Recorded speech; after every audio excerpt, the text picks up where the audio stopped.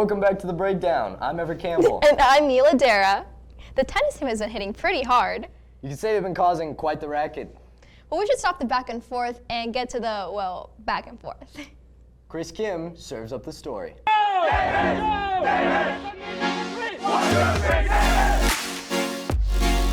What's up, DHS? I'm here with men's tennis right now for a third round of sectional playoffs. They're warming up against Consumes Oaks right now, and they'll be playing to see who gets to go to the finals. Let's see how they do. After getting a bye in the first round and winning their second round match against River City, Davis entered into their section semifinals as the favorite team. In tennis, games are determined by a first to 4 points, leading to a first to 6 games for a set and a best of 3 sets for each match. Across 6 singles and 3 doubles matches, Davis took a commanding lead, getting the first few wins.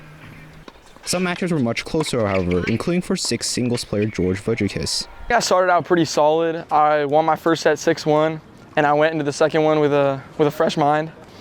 But I started losing focus a little bit halfway through the second set, and I gave up a lot of games. I ended up going to a tiebreaker in the second set, but I ended up winning. Well, it really helped that all my team was like behind me, cheering me on, and it really helped that I knew that if I won this, we were going to go to NorCal, and that was really big for our whole team.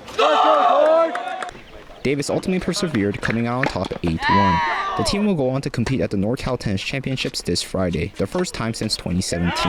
It's been a while. We used to go a lot, and it's just a lot of fun because there's only 8 teams from Northern California remaining. This is the only time I'm going to use some strategic moves to try to get some wins, because generally the Bay Area teams are just really strong. But it's just exciting, and Davis High deserves to go, and we'll see what happens. For the Breakdown, this is Christopher Kim. What a great game. Let's go back to some familiar faces. It's StudGov. What's up, DHS? My name's LJ. And my name's Nisha. And we're back with your StudGov announcements. First up, the week of the 27th through the 30th is going to be full of powder puff announcements and stuff like that. So make sure to be ready for that. Our Spirit Days are going to be on Tuesday. We've got college prep wear or college wear or future career wear. So interpret that how you want, but it's going to be really fun. We've got some good stuff for that. Wednesday is going to be the rally. Seniors are going to be dressed up in blue, juniors in white, sophomores in black. Be ready for that. The rally is going to be in the North Gym at the start of extended time to the end of extended time, so make sure to check that out. And then also on Thursday, we're going to have Rhyme Without a Reason, so make sure to do some cool stuff for that. You can do Gorilla and Vanilla, Funky and Monkey, Ballerina and John Cena, stuff like that would be really cool. And then Friday is going to be jersey wear, so just wear a jersey, support whichever team you want, seniors or juniors. It's going to be fun. And then the game is going to be that Friday night at 7 p.m. in the DHS Stadium, so be excited for that. Yeah, and then seniors, your design grad caps are due May 23rd to the office by the end of the day. And then grad night tickets are increasing to $120 on June 6th, so make sure to buy your tickets before then. And you can find more information on that in the Blue Devil portal. StudGov out. Wait, we have something important to say. Hi, I'm Heidi. Hi, I'm Madeline, and we're editors of the Yearbook. We just got our book for this year, and our theme is Hold On to the Memories. This is our cover, and everybody can insert their own photo. Distribution is May 28th for seniors only, and the entire school, the 29th and 30th in the small gym. We are also going to be doing a photo booth during distribution, and people can buy 1 Polaroid photo for $3 and 3 for $5. And seniors will be able to get 1 free Polaroid at Senior Friendship Day. They're also being sold online till May 27th, and after that you can buy them at distribution or in the finance office. They cost $120 now. You gotta love him. But let's move on to something whack. Mila, that's rude. No, Everett, I'm talking about the wack program. Satya Jackson Dunning has more.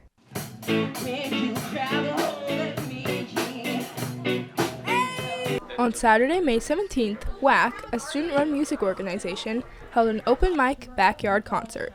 It was the first WACK event of this school year, drawing in familiar faces as well as new volunteers. Since I was at the front, I didn't really get to see all the acts like head on, but I think it was even better because I got to see all of the people watching and their reactions and their kind of emotional responses to the songs and to the acts, and I thought that was really interesting and really cool. WACK events bring in a young crowd, but not exclusively from Davis. This past Saturday, people even came from Sacramento to perform. Some boys hug me, I think they're okay. seeing the connection between everyone, and everyone seems so happy. The human It's connection so sweet. is so cute. Like when everyone during They were like the Nick Drake oh song, yeah, we were like this. all like linked together, like in harmony. It like honestly kind of touched my soul. WAC was created 3 years ago in a garage. Former DHS students Nola George and Ramima Reeves wanted to make a place for young musicians and artists in the community. In America right now, having a space for queer people and for trans people to show their art is like a huge political statement, and like that's what WAC is about. For The Breakdown, this is Satya Jackson Dunning. We gotta stop horsing around. One more thing, the FFA Awards. Alyssa Hwang fills us in. Last Thursday, Davis High's FFA program hosted its annual awards and recognition banquet, honoring graduating senior members as well as advisors and support members throughout the school year.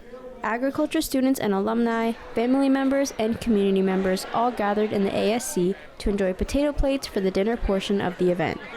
We get to bring in family and friends, as well as advisory community members, industry people, judges and coaches, all together sort of as a cohesive whole. It's almost like graduation, but just for FFA in a way that we can really feel the heart and passion of everybody that makes it a success. This year, the emphasis is on graduating seniors and retiring FFA officers who have served the program this past year. Well, this is the first year in several that our entire officer team are all seniors. So they're all graduating, and we have quite a few of our recent alumni that were seniors last night here helping out. This year just seems like there's a different energy with our seniors that are graduating and all the alumni that are coming together just for this evening. The banquet also gives FFA students the opportunity to prepare for the upcoming school year, especially for those taking on officer roles. All of them here have helped me come to the position that I'm in, and I'm really grateful for that. We have a competition in FFA called Job Interviews, where we have to go in front of a panel of 3 people and interview for a fake job. And our treasurer currently, Kevin Weaver, really helped me out with that. After dinner and dessert, attendees made their way over to the Brunel Theater, where the awards and recognition ceremony would commence. Awards range from those won by students at FFA regional events throughout the year to some directly chosen by agriculture students for outstanding membership. Closing the event, retiring officers gave their final speeches thanking the FFA team and community and formally introduced incoming officers for the upcoming school year.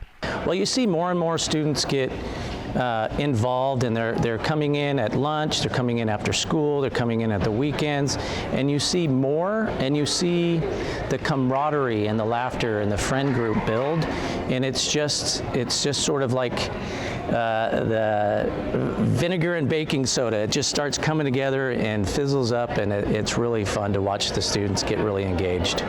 For The Breakdown, this is Alyssa Hwang. It was good seeing you guys, but before we go, seniors, please make sure to fill out the Hub Senior Survey so we know what you're doing next year.